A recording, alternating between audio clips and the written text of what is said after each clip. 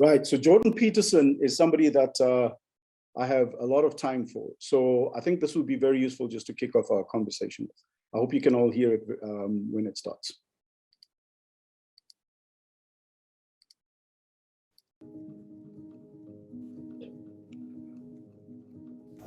What kind of relationship do you have with your father? Your real father? It's often ambivalent, right? Because there's an element of him that encouraged you, hopefully, because without the encouragement of your father, man, the world is a dismal place. It's very difficult to be a courageous person unless you have your father in body and spirit behind you. It's very demoralizing. Like, it really kills people not to have their mother. They just don't recover from that. And I think people can recover from a fragmented father relationship, but it's the next worst thing, you know, because if your father rejects you or doesn't form a relationship with you, it's as if the spirit of civilization has left you outside the walls as of little worth. It's very difficult for people to recover from that. So the father should be an encouraging force, but can be a tyrannical and crushing force, and so that's a very difficult thing to get right, partly because if you're my son, then I should impose the highest standards of behavior on you, and I should always be judging what you're doing. I should be judging it with the aim of making the best in you come forward, but getting that balance exactly right is very difficult. And so it's easy for a father to swing too much into judgment, let's say, and of course mothers can play this role too, to swing too far into the domain of judgment and to be too harsh, and to the degree that the father has his own pathologies, he's going to do that imperfectly. Well, my father's a formidable person, and like he's really good with little kids. Mm-hmm. We had a lot of friction when I was a teenager, and that took some time to sort out, but there were complicated reasons for that. Mm-hmm. Some of them involved ill health of various sorts, and teenage stupidity, and you know, some intransigence on his part, because he's quite a stubborn person. But both my parents, I've been blessed with my parents because they're extraordinarily honest people. I can't think of a time, and this is literally the truth, I can't think of a time when I believe that my parents lied to me about anything. Mm-hmm. And that's a great gift. The other thing that my father bequeathed to me, I would say, when I was a child, was an unshakable confidence that I could do what I put my mind to, put my efforts to. Mm-hmm. You know, and he truly believed that. And there's some that's lodged inside me as like an unshakable foundation. So one of the things you can think about this when you're parents too, and this is probably especially relevant for the men, because one of the things you might ask is, what role do men play in the socialization of children? And one thing that men really do seem to do with kids is to engage in rough and tumble play, especially once they're a little older than 2, say 2 to 5 or something. And kids love that. They absolutely love rough and tumble play. Gets them so excited that, you know, they get out of control fundamentally. But rough and tumble play is an excellent mode of socialization because it teaches the child the distinction between aggression and too much aggression, right? Because if you're wrestling with a kid, the kid has to keep their behavioral output under a fair degree of control to keep the game going, to make it rough enough to be exciting, but not so rough that they get hurt, or, you know, that they stick their thumb in their dad's eye or something like that.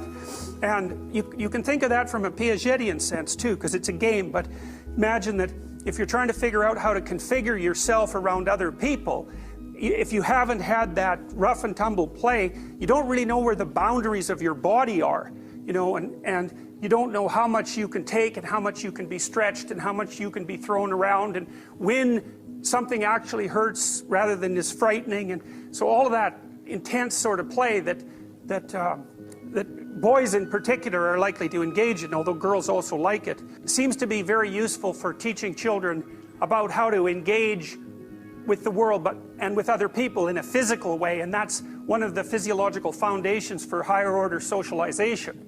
So it's very useful. I mean, I've often noted that children who haven't had the opportunity to engage in physical play, they're kind of awkward. You know, they're not seated well in their body, and it's like they're kind of vague physically. Whereas the ones who've been twisted around and bent and thrown up in the air and, you know, wrestled in general, they're a lot more conscious of their limits and their abilities in their body, and they're also much more able to invite other kids to play. Last one. Now, Richard also asked, how can I talk about the resentments of my childhood in a way that benefits them instead of giving them guilt?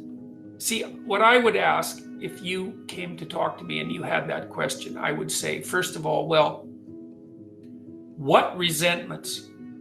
List them out, man. Write them down. Okay. So that you know what they are. Because each of those resentments is going to be a different thing. And the strategy that's associated with each might vary as a consequence of the particularity of the resentment. So I would say you should start by writing them down. Like, what's your problem exactly? Here's all the things that I can think of that I'm angry about with regard to my childhood. Write that down. And then see which ones are still living. And then you have to figure out, well, what do you want from your parents exactly? Do you want them to apologize? Do you want them to understand what they did wrong? Do you want to punish them? Do you want to let them learn to know you better? Do you want to change the way they're interacting with you now? Do you want to learn your own lessons from your bad experience so that when you're a parent, you don't make the same mistake? Do you merely want to have a chance to express yourself? Like, what are the resentments? So we can walk through the process we already described. Lay them out. And comprehensively, you might want to make a list of everything that you think you might conceivably be annoyed about with regards to your parents, no matter how trivial, right? Because that way you scour your memory for things that you're holding onto in a bitter way. And maybe you have your justification. I'm not suggesting that you don't, but you need to discover what baggage you're carrying. Then you have to figure out, well, what can I let go of? And what's core? And I would say what's really core is, if there are ways that your parents treated you that are still affecting you or that are affecting your relationships with them now, those really need to be dealt with because they're not done. They're not in the past, right? They're not even resentments of your childhood. They're still part of your ongoing life. Okay, so now you have all your resentments laid out. I guess I would say, something like, look, Mom and Dad, there's something I need to talk to you about that's been bothering me for a long time. And I'd pick one of the more trivial things to begin with. Like, here's a memory I have, and don't get all high and mighty about it because, you might have misconstrued the situation as a child. It's highly probable, and they may have had their reasons, and you may not even remember the situation, let's say, correctly, or the way they remember it. You say, well, here's something that happened when I was a kid, and it still bothers me. And do you remember what happened? That's an open-ended question. Do you remember what happened? Why did this go this way? And then I would do an awful lot of listening. Because you are trying to gather information, and the more your parents can tell you about what happened in those situations, I would say the better off you're likely to be.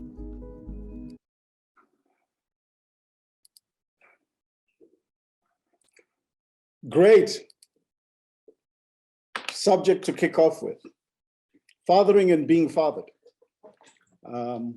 Fathering and how you were fathered, particularly in this case as men, because we were boys at the time, and fathering your daughters and your sons.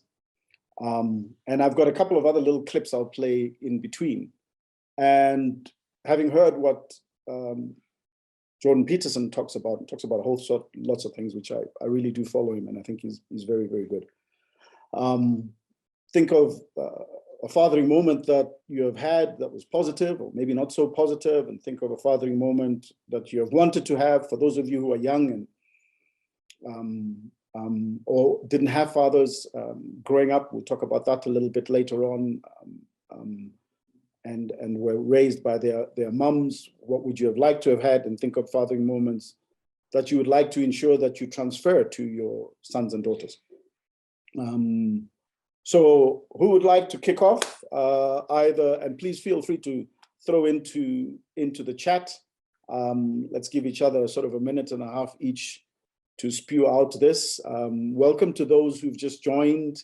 Bongane, I can't remember who else just joined. I've lost a bit of track here, but Bongani is still connecting. Or I think he's coming on two sides. But who would like to kick off? If you don't kick off, I know who I'm going to ask to kick off.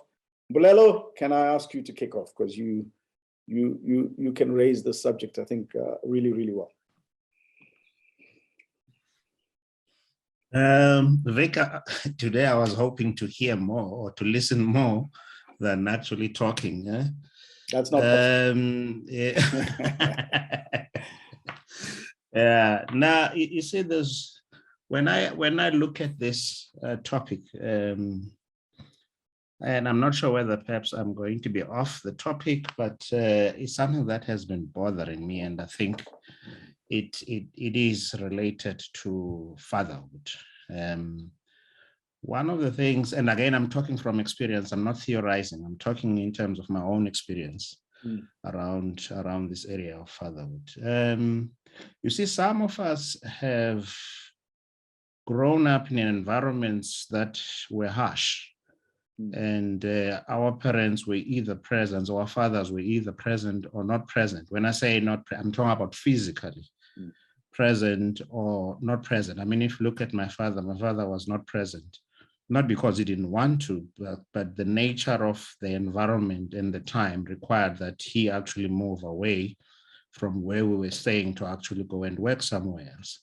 So therefore, the fathering moments that one would get from him would be maybe at the times that he comes back home, which would be maybe once a year, and maybe he stays for 2 weeks or for 3 weeks, and then he's gone. But the beauty about it, however, was the fact that I didn't miss much in terms of being fathered, because at the time, the community around was actually very strong. There were lots of men around that were responsible for the upbringing of a lot of us, and also the disciplining that was there in terms of all kids in terms of the area, such that you knew that all the fathers that existed in terms of the area can discipline and can guide you. In fact, you're supposed to listen to them in terms of what is supposed to happen.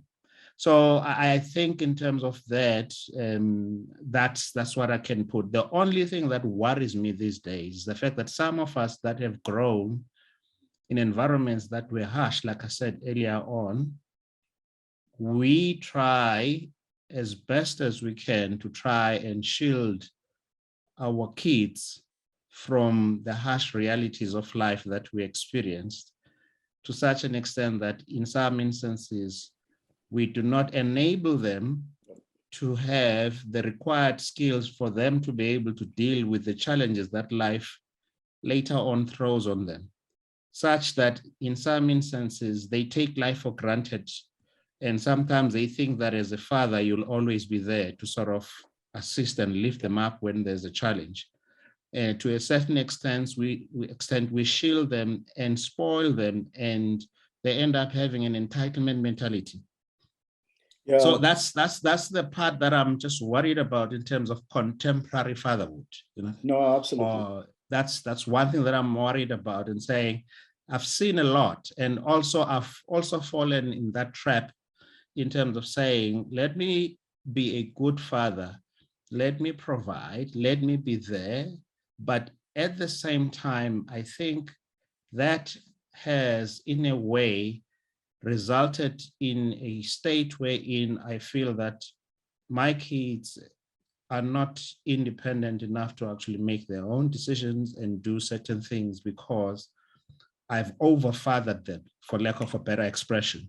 No, so maybe let me stop there. Yeah, I was going to say that. Let me agree with you 100%. I mean, I think that's where Jordan Peterson talks about this pull between, and this is now talking about being a parent, this pull between expecting the highest standards from your children, and yet at the same time encouraging them and making sure that balance is there. Because sometimes you're swinging either way. You're either over encouraging them and over supporting them and not necessarily, expressing that component of the highest standards of expectation. And therefore, what we withdraw from them are the life skills that are necessary. I mean, I'll put it out there. I always say that as a father, I'm not meant to be your best friend, right? I'm supposed to be the person who teaches you how to survive in the world. And in order for me to do that, I'm almost like your military trainer. My entire existence is to ensure that you have every chance of survival moving forward. And sometimes that may mean you're not going to like me. but that's because you're not going to like me today. But given in time, as my mother always used to say, you're going to come back and you're going to thank me. Anybody else? Views? Some points of view. Martin, let me ask you your sense. Thanks, Mbulelo. Your sense of, fathering, positive moments, and your view on the fathering side of things.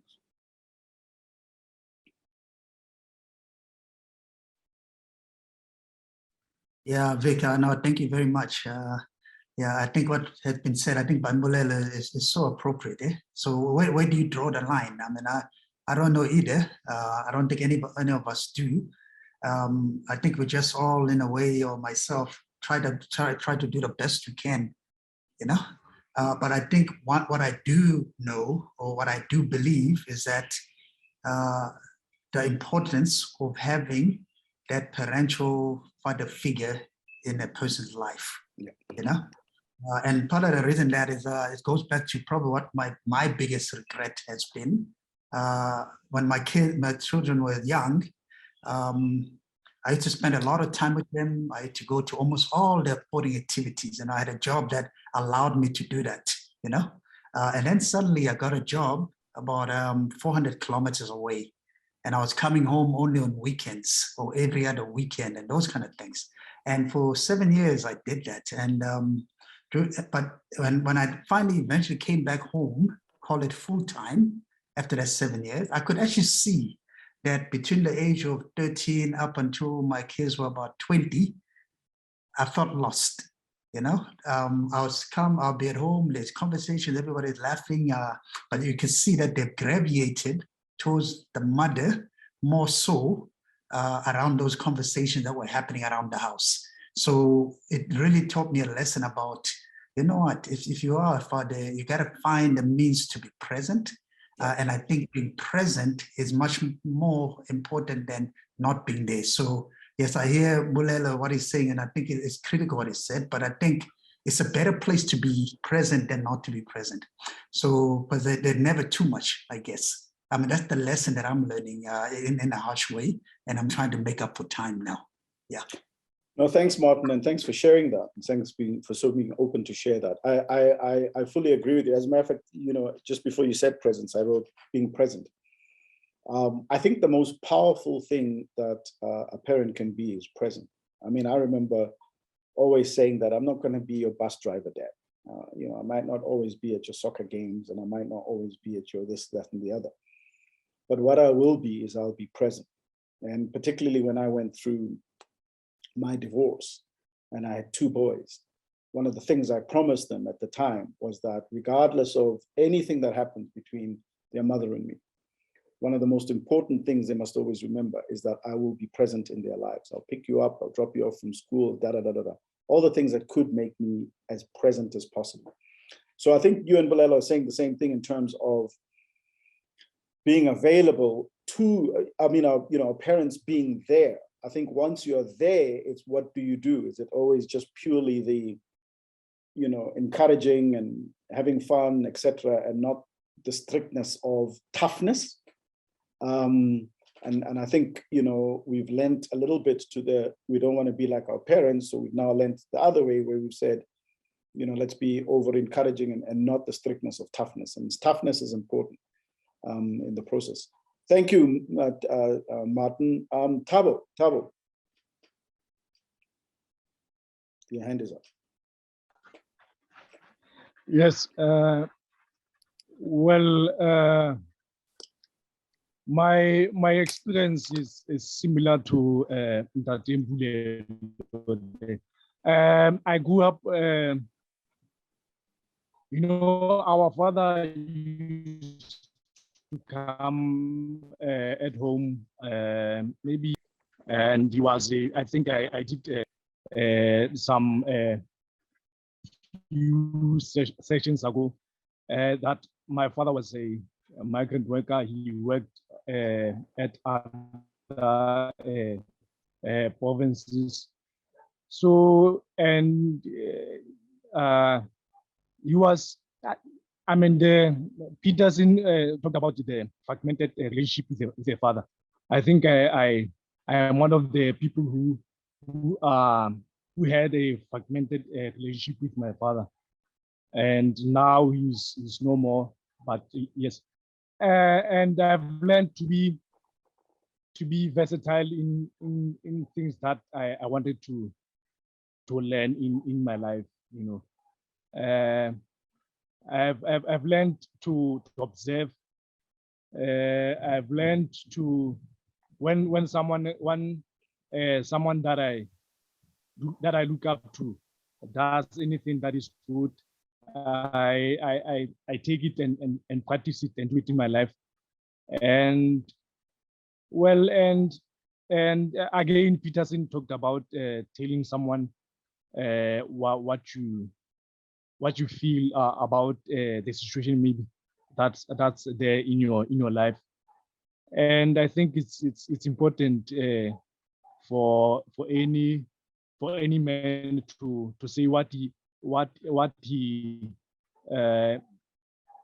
thinks about any situation, whether that situation bothers him or he feels that that should not happen. I think that's very important for a man to say what he feels about that situation. It should not be like there is a saying that says but that should not happen. Yeah, we should say what we feel every time when something happens which does not go well with you.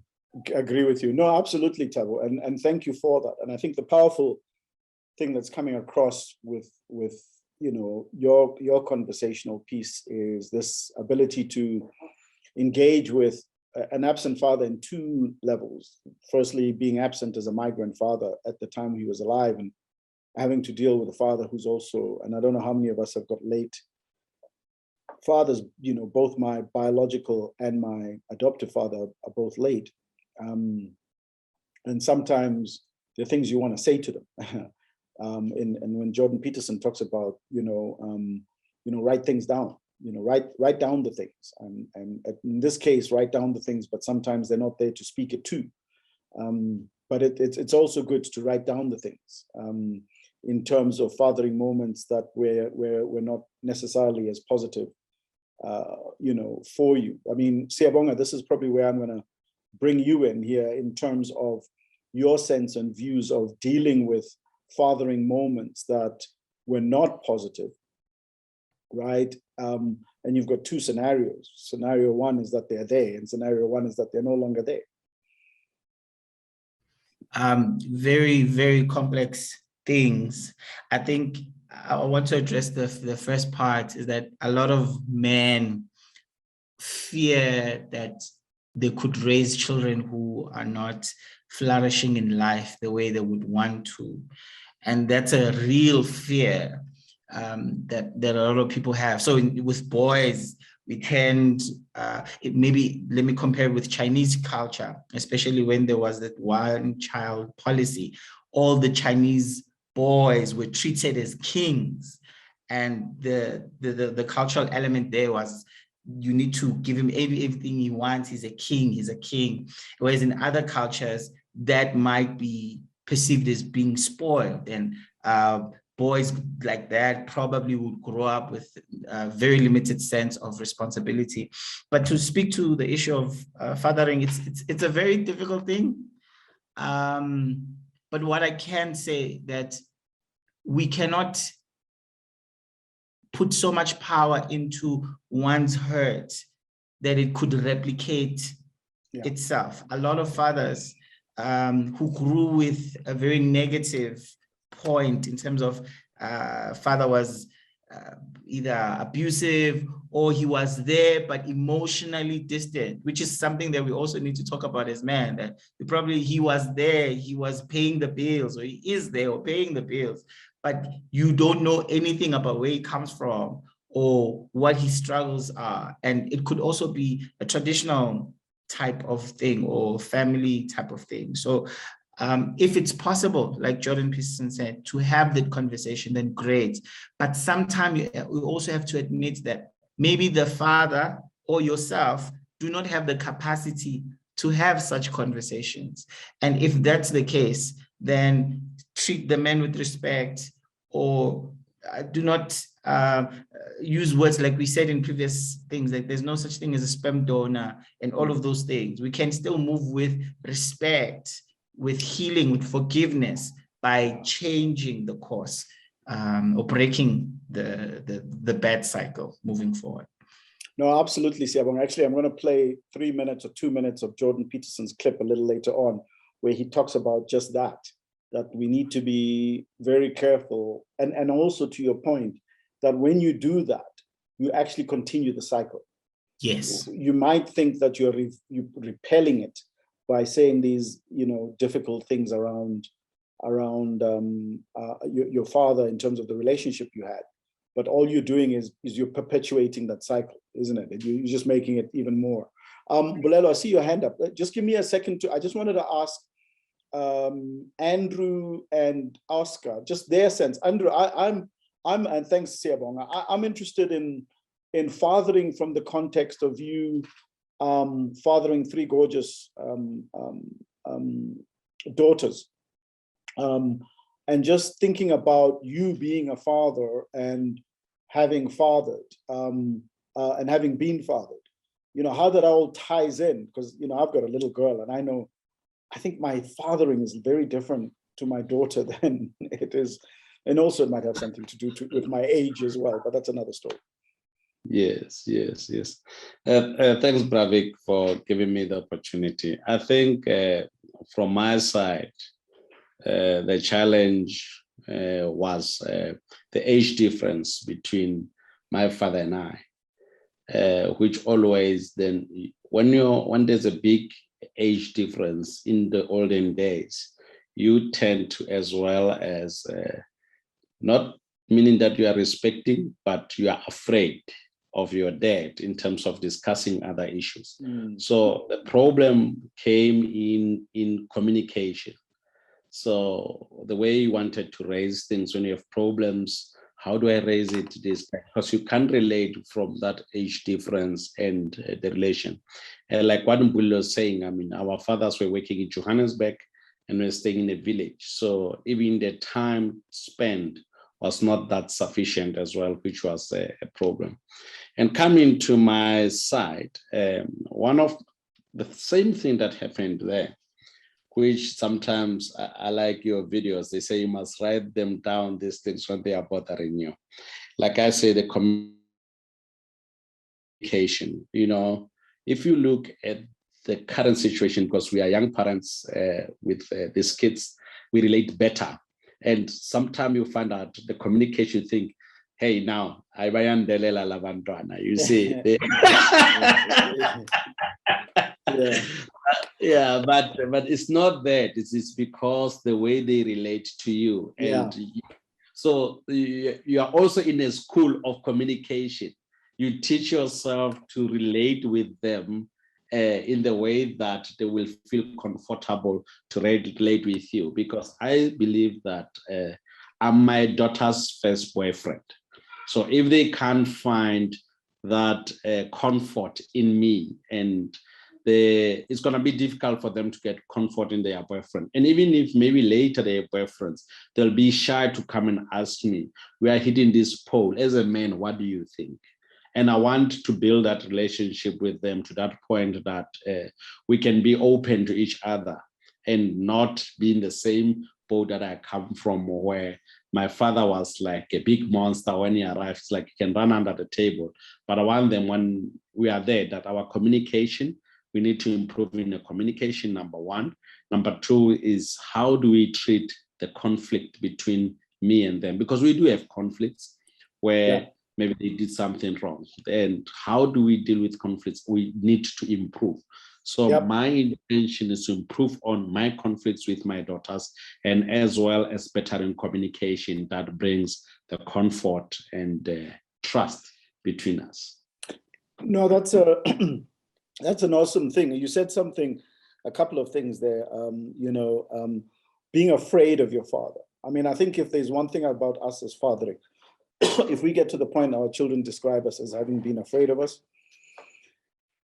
I almost call that a real big, a big no-no. So I think that's a learning that we have. I think that's a powerful thing. And you're right about this thing of age gap and age difference. I listen to the same music as my 7-year-old daughter, and I'm 53 for crying out loud. So, and to your point, it almost feels like, that's Delela. But at the end of the day, it's the closeness that we can symbiotically have that we never had before. Thank you for that, Andrew. Oscar and then Bulelo.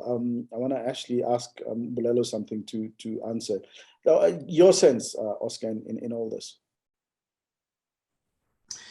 Pravik and colleagues, thank you so much for the opportunity. I just want to kick off by reading a quote from a novelist, G. Michael Wolff, from the book, Those Who Remain. I quote, "Hard times create strong men. Strong men create good times. Good times create weak men, and weak men create hard times." Now, I'm going to throw in this into our WhatsApp group just to, provoke a debate amongst the brothers.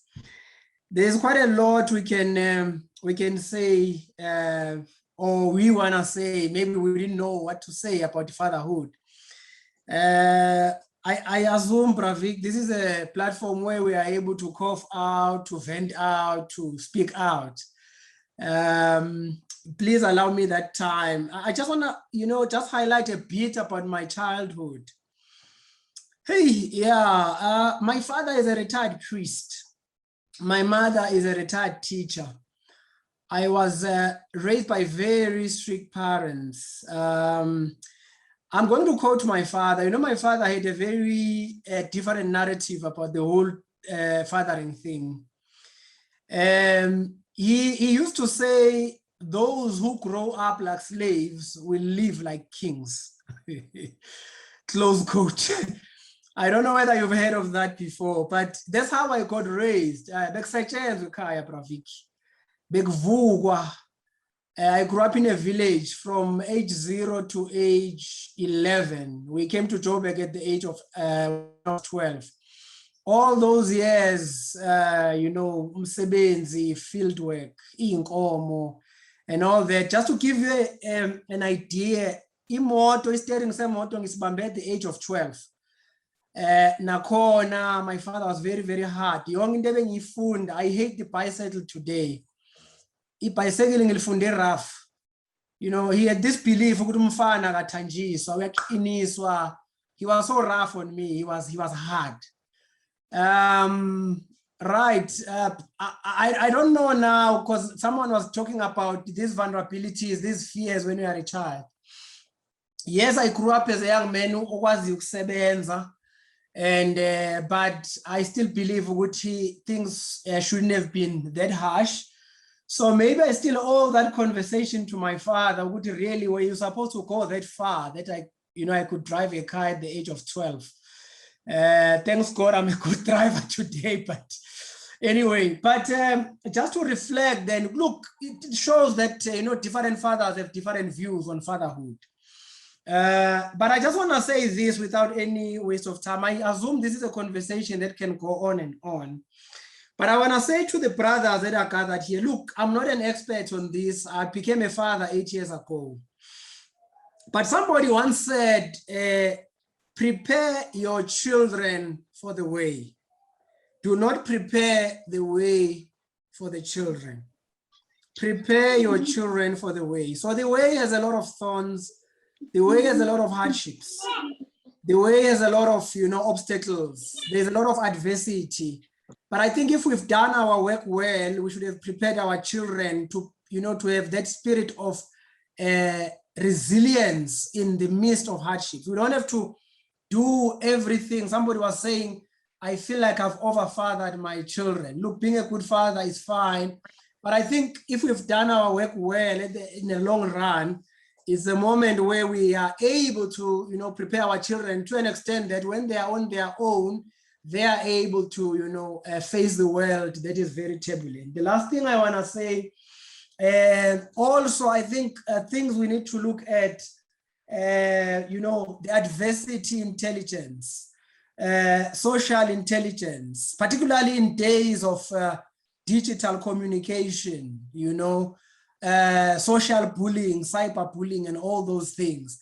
How is a son or a daughter, how are they able to, you know, break through these barriers that are posed by, you know, the environment that we find ourselves in? Because Tina, the time we grew up and today's time is not the same anymore. But above all, we are spiritual beings. I think that we cannot live out, you know, the spirit.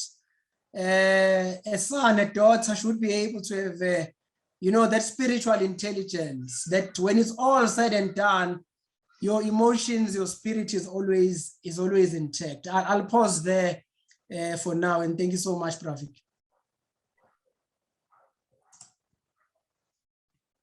Sorry, I was muted. Thank you. In that, I see there's a message. Tabang says, "Hi, my leader. I'm really enjoying the session, but unfortunately I have to jump off. Something just came up." Okay, no problem, Tabang, no problem. Thank you for joining, and he's given us his cell phone number, so we'll add him to the group. Gentlemen, please add your cell phone number if you're not in the WhatsApp group, the Men of Value WhatsApp group, where you'll get notifications and be told when the next sessions are coming. So you know, and that's where conversations and where, for example, Baba Oscar here is going to put some of his stuff. My chief Mbulelo, you know, I wanted to ask you, as you're talking about this thing of fathers ensuring that their children are not afraid of them. I said that I'm not meant to be my best friend to my children, but the last thing I'm also saying is that they're not meant to be afraid of me. But I also need to understand that there's a difference. I always say there's a difference between parenting and consulting. There's a certain age where I stop parenting. In other words, I'm intentionally going out towards them and ensuring that they are going left, going right, going up, going down, etc., etc., etc. And then I sit back with my pipe or my cigar and my whiskey, and my door's open. And if they need something, they can come and consult. And that's where the intentionality of not being afraid of your dad is important. So Mbulelo, your views. Thanks, Vic. I think it's important. I mean, much as I also did not live with my father, one of the things that I appreciated in terms of the relationship that we had was the fact that I wasn't scared of him, even though he was mostly absent. But at some point in my life, I managed to sort of stay with him. I think then, in fact, to be honest with you, I don't think I've stayed with my father for more than, in my life, obviously he's late now, I don't think I stayed with him for more than 4 years since I was born.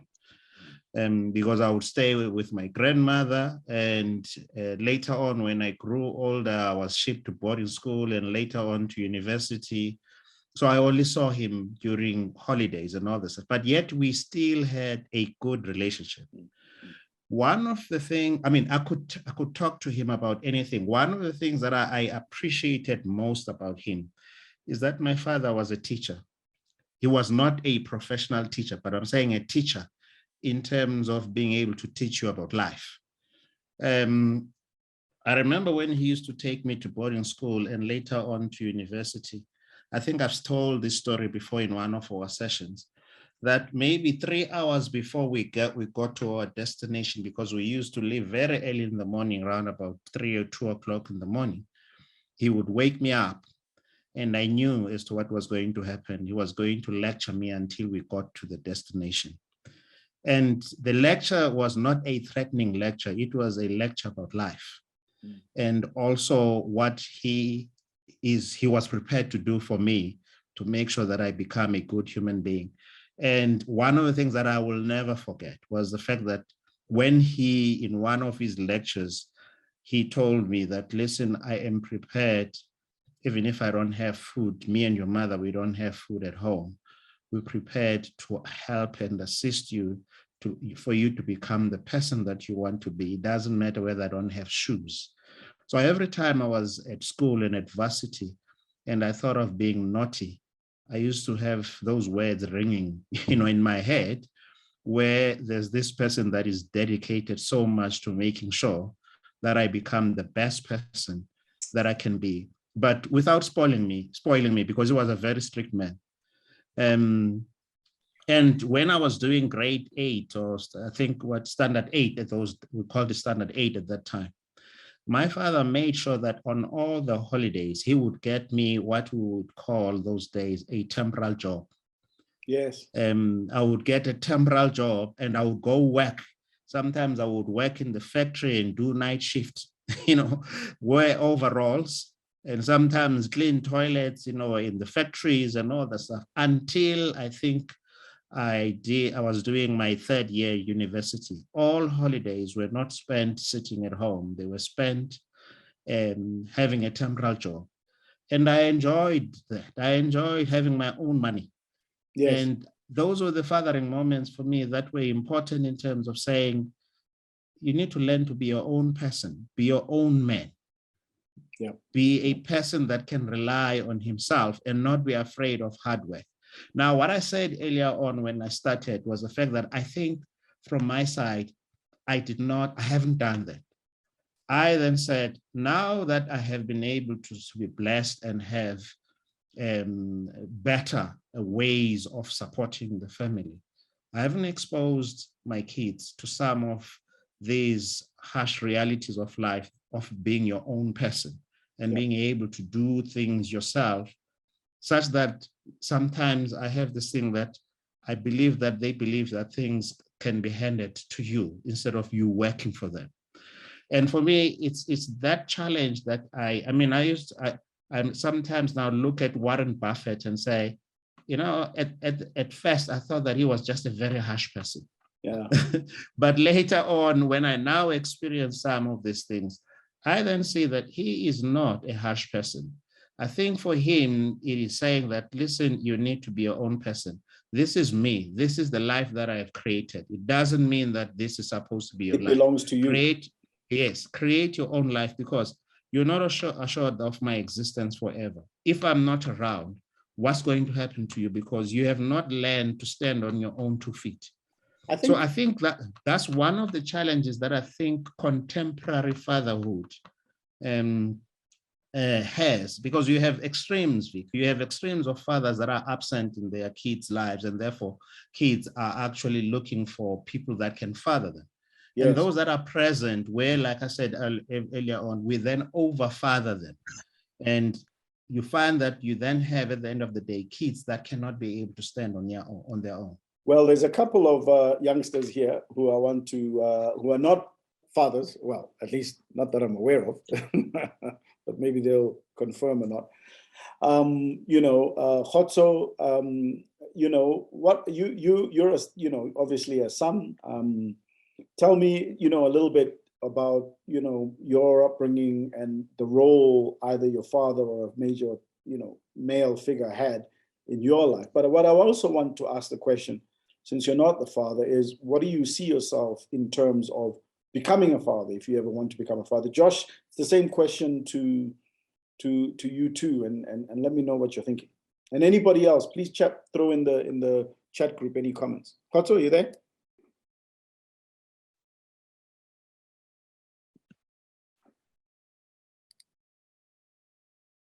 Khotso?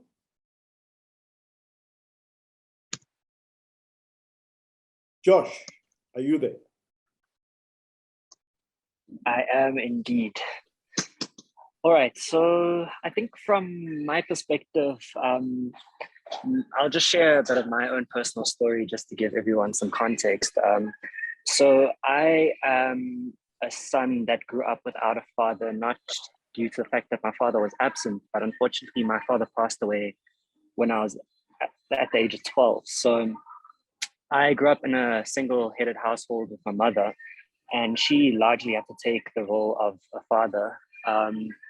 And I think from my experience, I do think that there were some benefits, oddly enough, from having that experience. But I know for sure that there were also some drawbacks, and I'll get into some of those. So not having a father left my mother and I in quite a difficult financial situation. And I think a lot of the time when we look at the things that form us, it's tough times that form us and that develop certain characteristics within us. And I think being an entrepreneur, when I look back at my past and the situation that we had growing up, I honestly believe that largely my entrepreneurial spirit came, or my ambition came from the fact that I grew up in a single-headed household with my mother, and being in the school that I was in, surrounded by a lot of kids that had a lot of resources at their disposal. I think it's just set something on my heart to be able to achieve that for myself one day. Similarly, when my dad passed away, he didn't live the most healthiest lifestyle. So I think that's what also instilled a sense of maintaining a healthy lifestyle for me. So those are some of the positives that I experienced not having a father, oddly enough.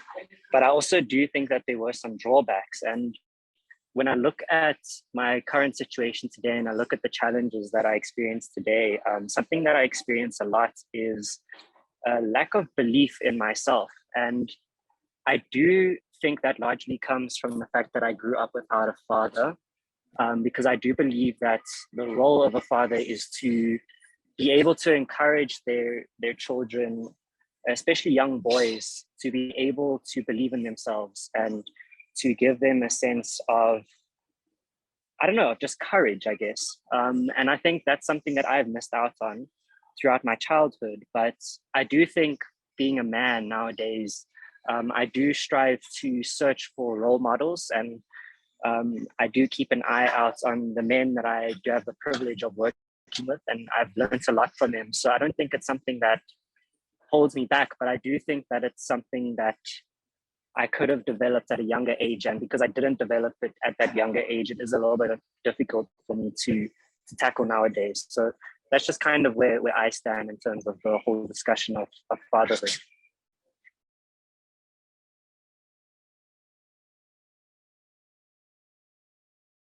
I'm on mute again. Sorry, Thank you, Josh. Yeah, thank you. Just, is there anybody else, young, maybe not married, no children, who wants to talk about fatherhood and how they see it, and how they should have had it? I mean, I think, Josh, you touched on some, very important points. One of the powers of the presence of a father is to create validation in their children. Validation is so important. If there's something that I've always just consistently said, hopefully to my children and to my dying day, is just to validate them, just to say, it is possible, you are capable, and you can. So I think that's really, really important. But having said that, once that's not delivered to you, finding avenues as to how you can comfortably validate yourself without becoming the other extreme, which is, arrogant and maybe clinically narcissistic. You need to find those methodologies. And Pumelelo, you put your hand up, and then you threw it away. But I remember I saw it. You kind of asked, so I wasn't sure. No. Yeah, absolutely. Well, for me, fatherhood is more a thing of, a cup pouring into another person, but you have to patch yourself up first before you can pour, because if your cup is empty, what are you really pouring into another person? So that's why you have to take the time to work on yourself, so that when you're teaching your child or your children or whoever they are, that you're actually teaching them things that are useful and you have somewhere to draw from. Because if you're still dealing with your own issues, you're gonna feed them the same, so to speak. So it's a constant process of patching yourself up or fixing your cup, so that when you teach them things or you teach them more of yourself, that they can also build on theirs and it continues going on and on. That's how I think of fatherhood as. Wow.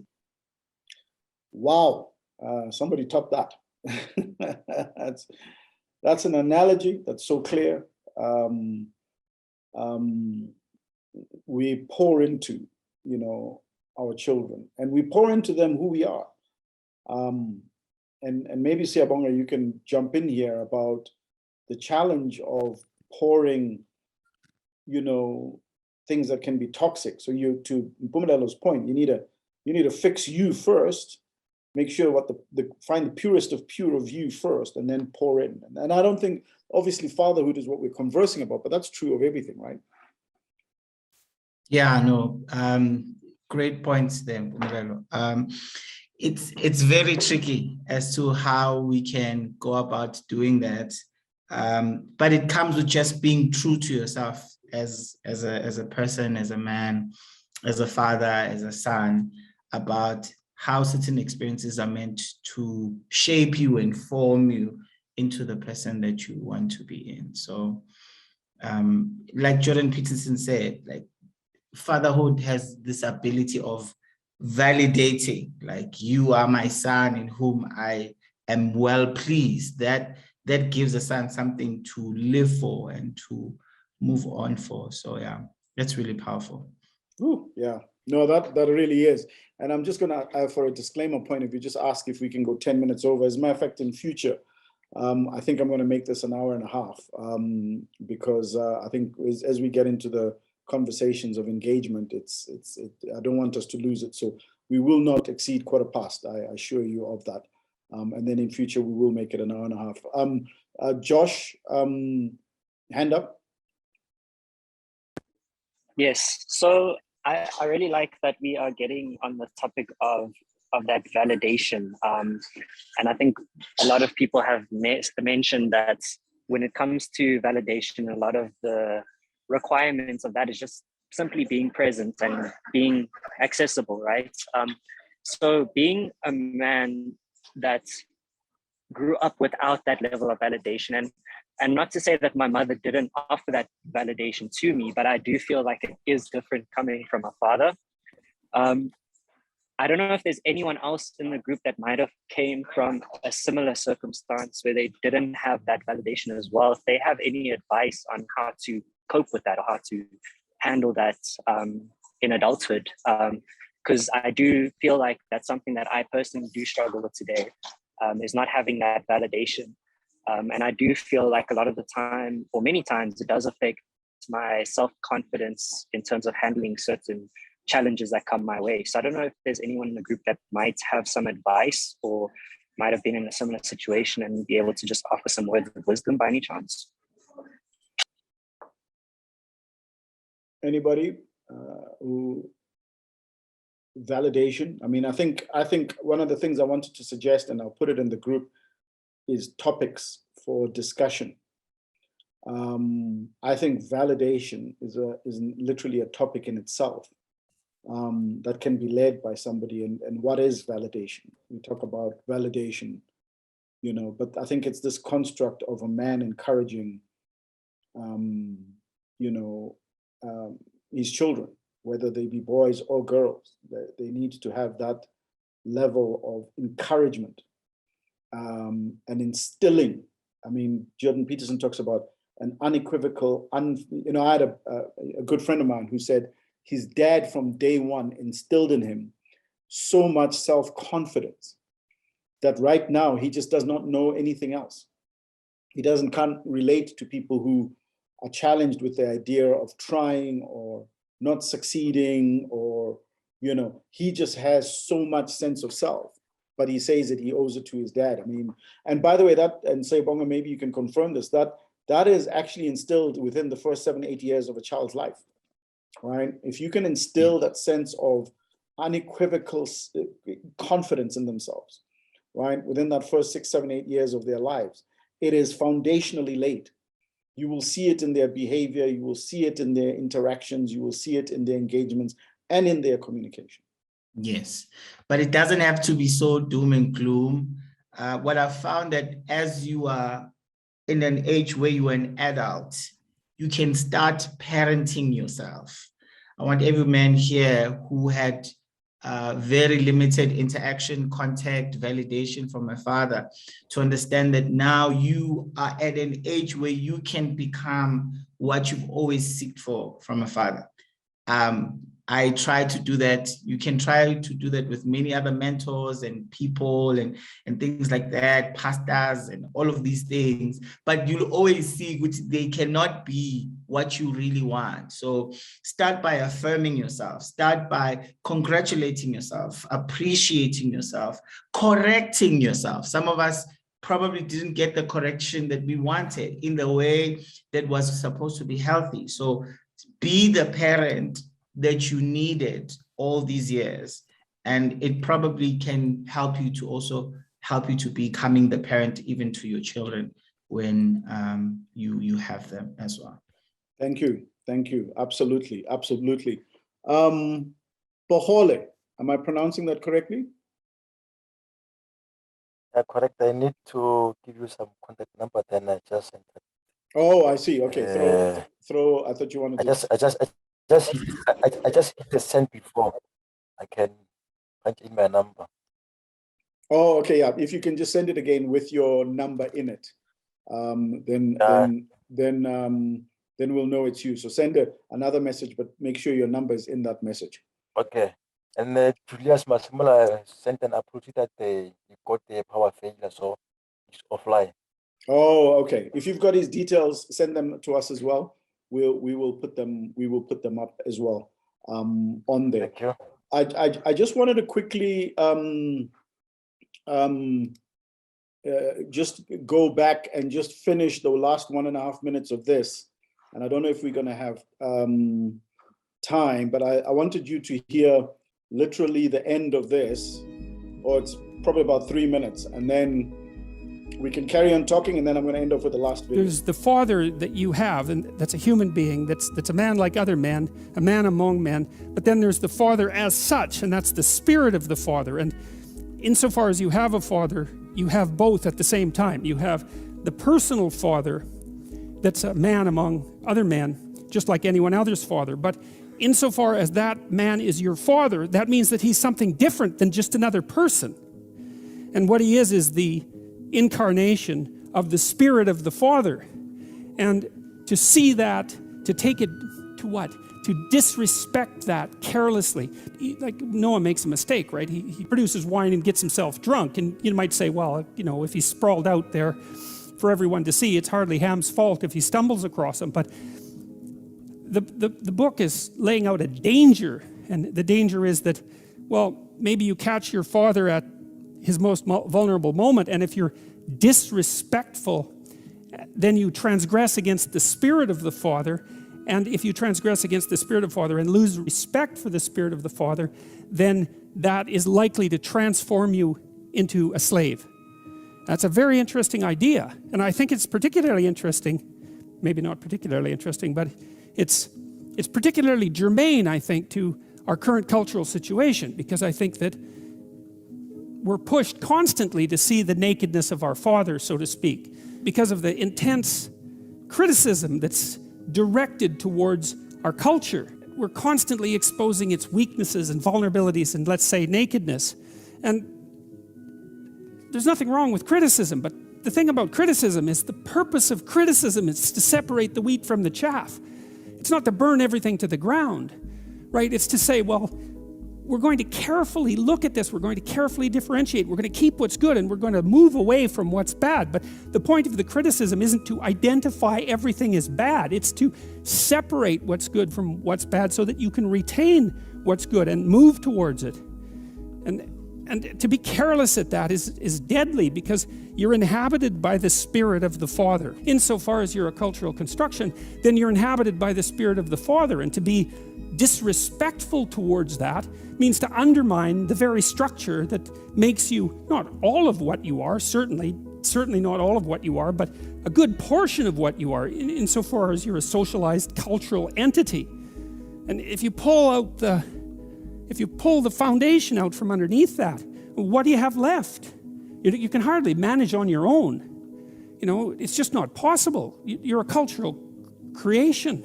And it does seem to me that anyone who lives in the West, in the Western culture at this time in history and in this place, and who isn't simultaneously grateful for that, is half blind, at least. because it's never been better than this. And it could be so much worse. And it's highly likely that it will be so much worse, because for most of human history, so much worse is the norm.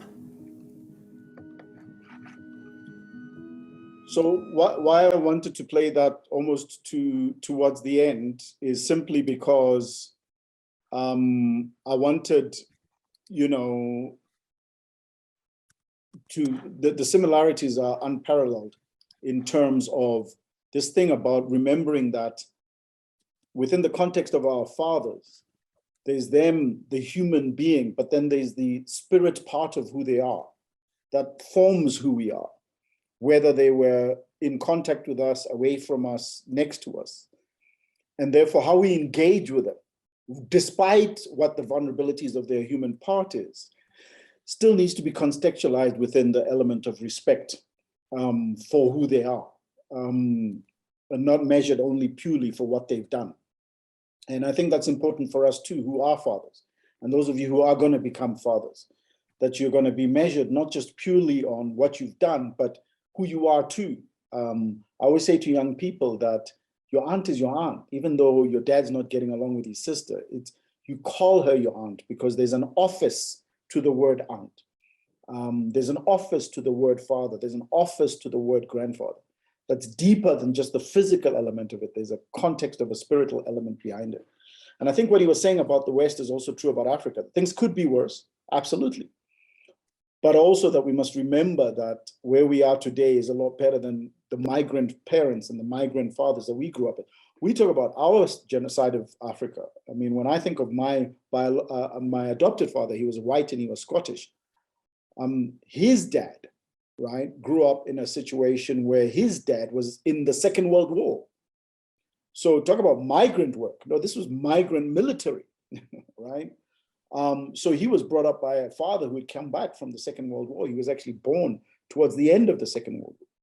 And he was brought up by a father who was in the Second World War. And his grandparents, great-grandparents were in the First World War. So imagine the sort of genealogy of transfer of trauma that happens. And therefore, my relationship and understanding of how my adoptive father was is in that context of saying, yes, there's so many things that really were tough in that context of that, but there's a spirit part of you that I'll always hold on to you, which is the part that I hold on to respect. Are there any more? Is there any last points and any last thoughts? Maybe particularly on that last bit around remembering that as much as we, who our fathers were, that I think we are the generation who needs to respect our. Yep, Oscar. Yeah, I'm using the manual. Just the last point I wanted to mention. Really, this conversation is quite profound, and I love the fact that we are talking about grooming children at a young age, and also what Siabonga was saying, that maybe things that our fathers couldn't do, we have a responsibility to do them. Now, in my environment, the correctional service environment, this whole thing of not having fathers and not having conversations and not having these lessons at a young age, it backfires as the children are growing up. Because, when we do rehab programs, I remember in one center when we were done with one program in one session, we were teaching them about money, money being the servant, not a master. And, there were a lot of things we were teaching around that. Now, there was a young man who stood up and said, actually, if I had these lessons from a younger age, I wouldn't be in prison today. It's because I never really got a conversation with someone who can coach me, who can guide me, who can, show me direction. So really, I hope we have more of these conversations moving forward as we are learning from them. Thank you so much. Thank you, Oscar. Thank you very much. Yeah, no, I mean, I think, folks, I will argue this with any economist, that the foundation of the success of the economy of the United States is not based on anything other than conversation. I mean, I watch a lot of stuff, you know, from the US, whether it's sport, American football, baseball, basketball, you name it. ESPN is here in an abundance, CNBC, Bloomberg, et cetera, and I watch them only just to listen to conversation. And they have ample conversation. Young people from a very young age can, you know, get to see CEOs and executives and celebrities, movie actors, influencers, musicians, and every one of them talking about who they are in their lives. I know about Tyler Perry's life. I know about Denzel Washington's life. I know about, you know, Drake's life. I know about Rihanna's life. I know about Michael Jordan's life. But we can't say that of our community of people. And that's what makes their success. It's that sense of belief, that constant sense of validation, Josh, that doesn't even just come from their parents. It comes from an ecosystem that says all things are possible. In the land of America, things are possible. People end up believing that, and they see it, and people tell the story. Rags, riches, success. I was living in the hood, now I'm a basketball player, whatever it is. So I really believe in the power of conversation. And if we can extend this conversation to young people, even as they're in prison right now, Oscar, it would be of great value. I know we maybe can't be able to do it over Zoom, but we can have conversations around that. Last comments, last words, and then I'm going to leave you with a last sort of almost 2-minute video or 3-minute video of my main man who knows how to end things off, which is Steve Harvey. Let me play this one because it's 3 minutes long. I want to talk about real dads today, not fathers, but I want to talk about dads.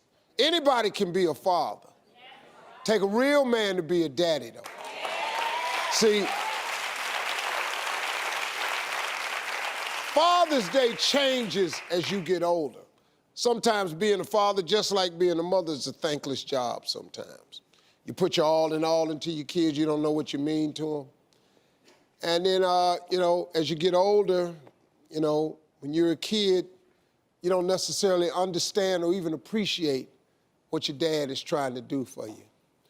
But it's only when you get older, you step back, you move out the house, maybe even start a family on your own, you start to really realize, man, what that man meant to me, my dad, what he tried to teach me, all the lessons. Now I'm gonna show you a video of exactly that. This is a grown-up son who gave his father, for Father's Day, a photo album of pictures of the two of them throughout the year. Now, I gotta tell you, the dad was touched by the photos alone. But at the end of it, there was a note. And the man was asking his dad to be his best man at his wedding.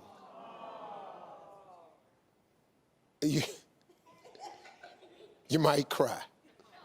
Check it out. This was a few years ago, because I don't look that good anymore. You look all right. This is classic. Love that. Look at that. Look at both hairdos. And that was a selfie? Yeah. God, that's a great selfie. Richie was the original selfie.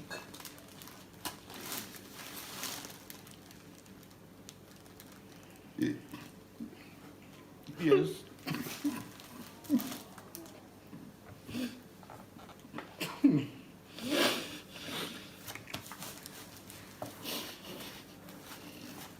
Yes.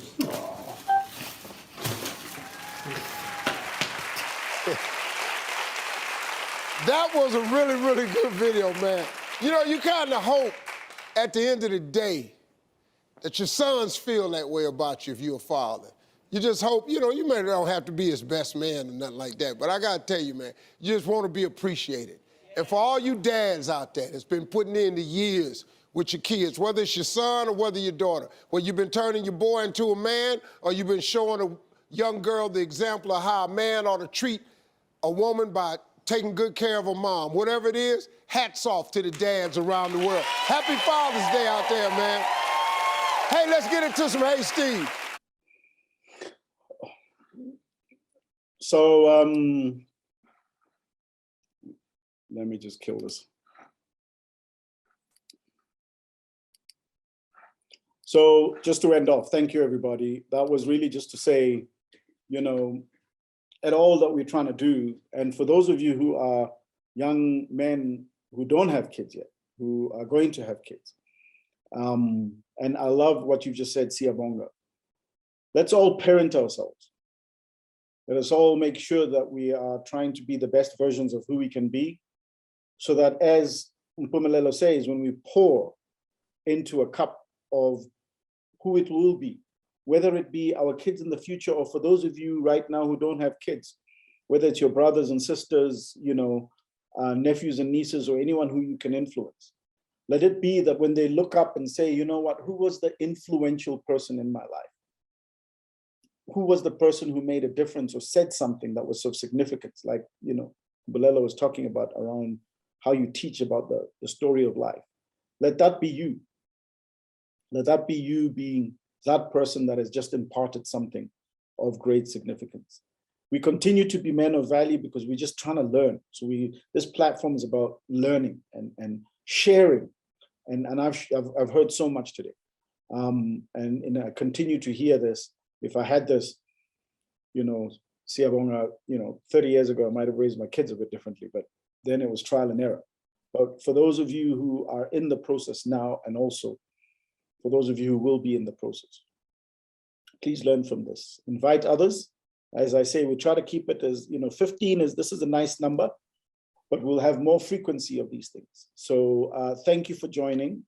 Thank you for taking out your time in the middle of the week to be part of this. And let us continue and strive to be, you know, men of value that are going to add value to society in the future. Thank you very much. Thank you. Thank you. Thank you for watching this ValueEd on the go recorded live session. If you enjoyed this session and would like to learn more, please head through to valueed.co.za/members. By becoming a member, you will be able to join our live and interactive sessions. This will allow you to ask the host questions, but also meet our other ValueEd family members who are part of this course. You will get access to all of our on-the-go recorded live sessions, as well as our other ValueEd sessions, including the Mogul Masterclass, Leadership Masterclass, and Career Discussion Academy. So, we hope that you decide to join the ValueEd family by heading through to valueed.co.za/members. Until then, we hope that you stay inspired to make better choices for tomorrow.